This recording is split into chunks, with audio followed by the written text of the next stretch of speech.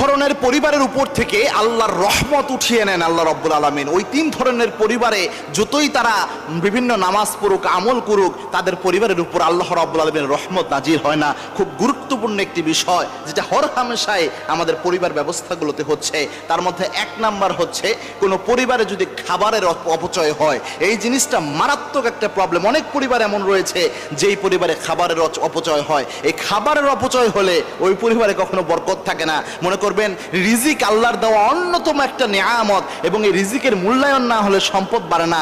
এবং যত মানুষকে আল্লাহ রাব্বুল আলামিন এই পৃথিবীতে রিজিক বেশি দিয়েছেন, ম্যাক্সিমামের আমল নামায় আমল ছিল, তারা রিজিকের মূল্যায়ন করে।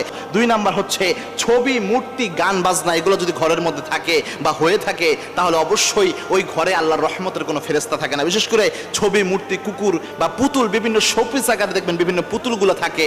এই জিনিসগুলো ঘরে থাকলে ওই ঘরে রহমতের ফেরেশতাই প্রবেশ করে না।